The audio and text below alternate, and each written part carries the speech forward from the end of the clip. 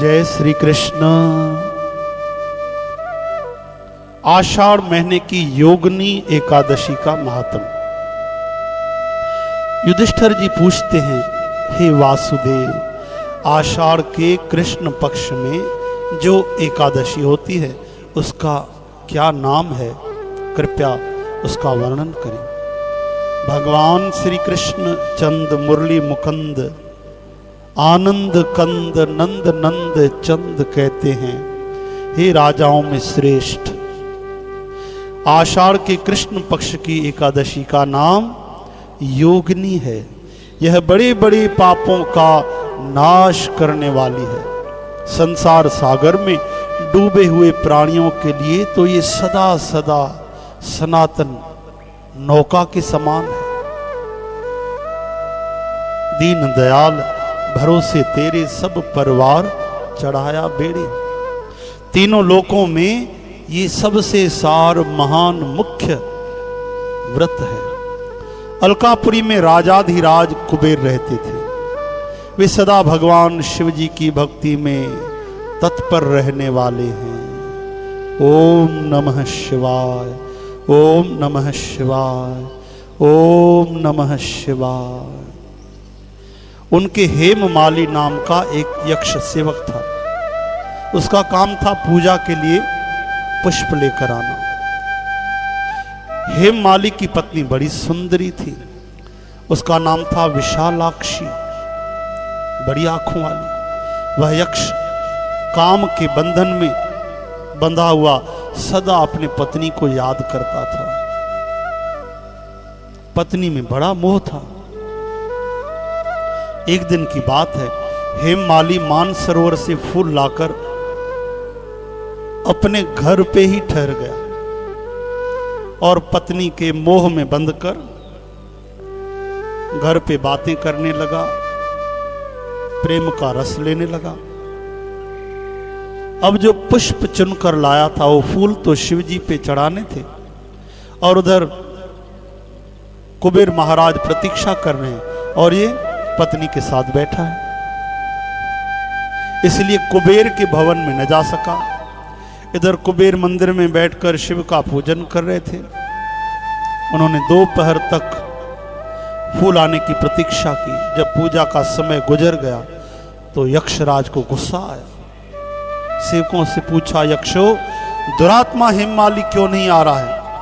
इस बात का पता तो लगाओ। यक्ष तो जानते थे।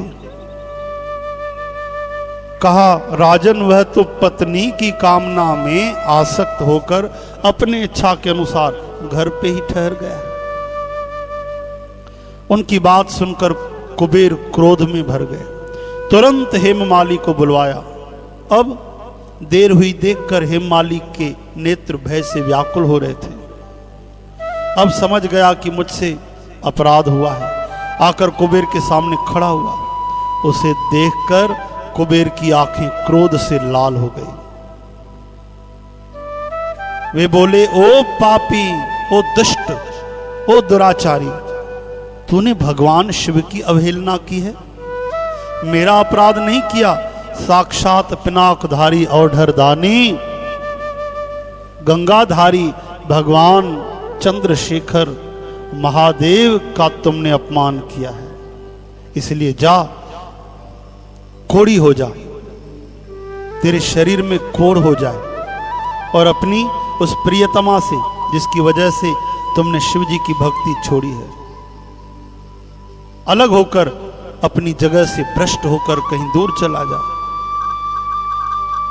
कुबेर के ऐसा कहने पर वह उस स्थान से नीचे गिर गया।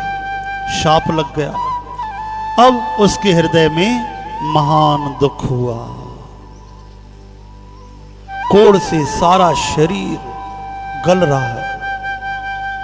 साथ संगत जी, जब हम कर्म करते हैं तो सावधान नहीं होते। जब उसका नतीजा आता है तब हम पश्चाताप करते हैं कि ओहो, मैंने ऐसा क्यों किया। इसलिए कर्म करते हुए बिल्कुल सावधान रहें और जो नतीजा आ जाए उसमें प्रसन्न रहें। कर्मण्ये वाधिकारस्ते मा फलेषु कदाचन। ये कर्म योग है। कर्म करते बिल्कुल सावधान, हम अच्छे तरह से कर्म करें, पर जो नतीजा आए हो सकता है वो पिछले कर्मों की वजह से हो। आप कभी ये मत सोचो कि मैंने ये काम अच्छा किया और मेरे रिजल्ट में ऐसा क्यों हुआ, मुझे ऐसा दुख क्यों मिला। कई जन्मों के कर्म हैं जो साथ चल रहे हैं। इसलिए अभी भविष्य हमारे हाथ में है, नया जन्म हमारे हाथ में है, मुक्ति भक्ति प्रेम हमारे हाथ में है। जैसे आप कर्म करेंगे वैसे ही आपका भविष्य बनेगा। अब कोढ़ से सारा शरीर पीड़ित था, लेकिन देखिए शिव भगवान के लिए वो पुष्प चुन के लाता था, तो उसकी सेवा व्यर्थ नहीं गई। अब शिव जी की पूजा के प्रभाव से उसकी स्मरण शक्ति लुप्त नहीं होती थी। उसे याद था मैंने क्या अपराध किया है, मैंने शिव जी की सेवा में पाप कर दिया।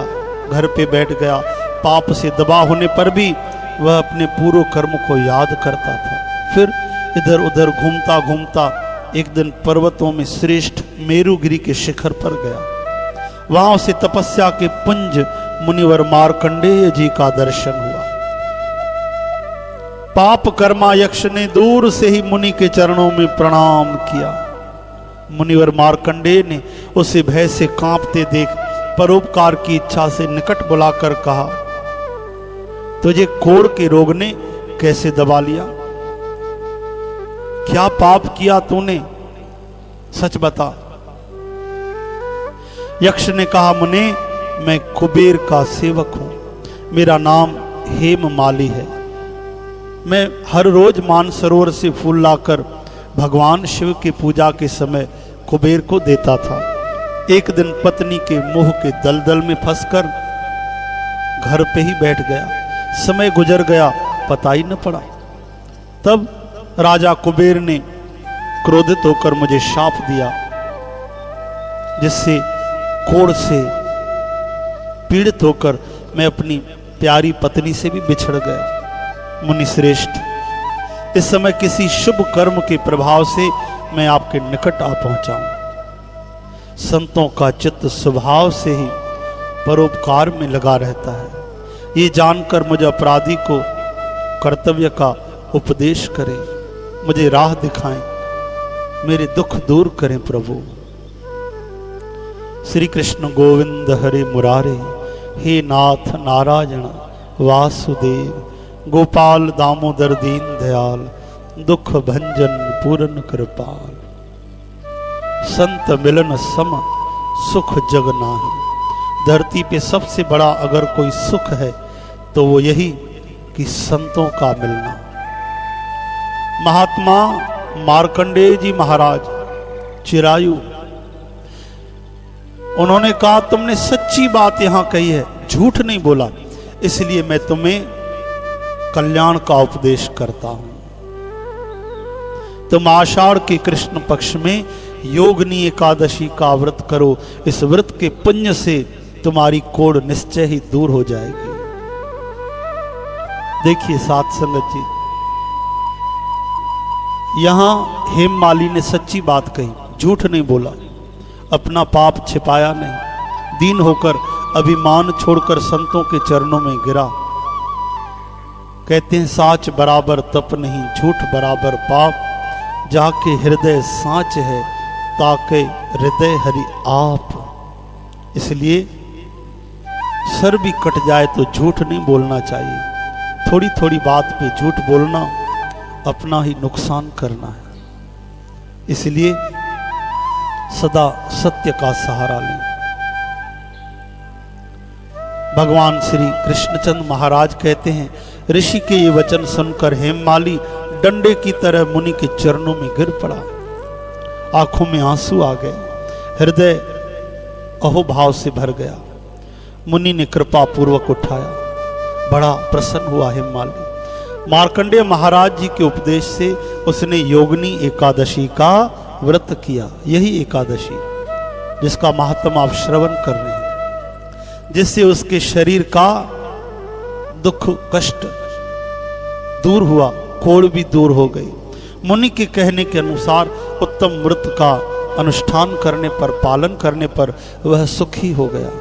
हे नृपश्रेष्ठ, वह योगिनी का व्रत ऐसा ही बताया गया है। ध्यान देकर सुने। जो 88,000 ब्राह्मणों को भोजन कराता है, उसके समान ही फल उस मनुष्य को भी मिलता है जो योगिनी एकादशी का व्रत करता है। योगिनी महान पापों को शांत करने वाली, महान पुण्य देने वाली है। इसके श्रवण करने से, पढ़ने से मनुष्य सब पापों से मुक्त हो जाता है। साथ संगत जी, कुछ विचार करें।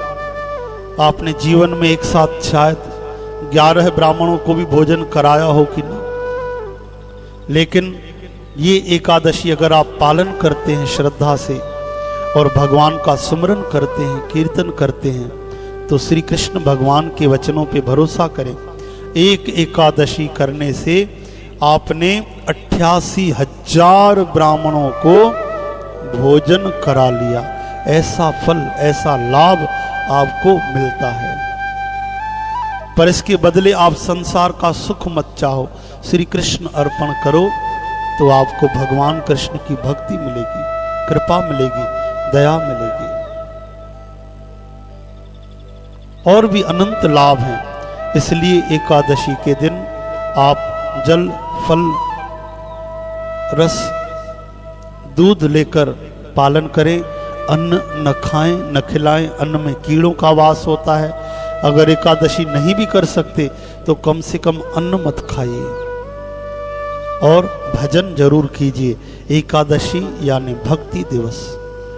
एक दिन भक्ति करें, खूब भक्ति करें। भगवान आपके साथ हैं, आपको एहसास कराएंगे। बोल वृंदावन बिहारी लाल की जय। आज के आनंद की जय। एकादशी मैया की जय। गौ माता की जय। जगत गुरु श्री चंद्र भगवान की जय। बाबा भगत राम साहब की जय। श्री वरुण देव महाराज की जय। नमः पार्वती पतये हर हर महादेव। हर हर महादेव।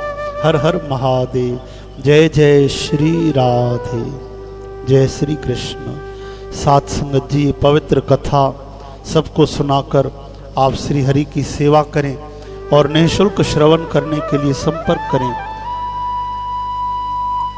0932964239 पर और 9827903570 पर। धन्यवाद। जय श्री कृष्ण। जय श्री कृष्ण।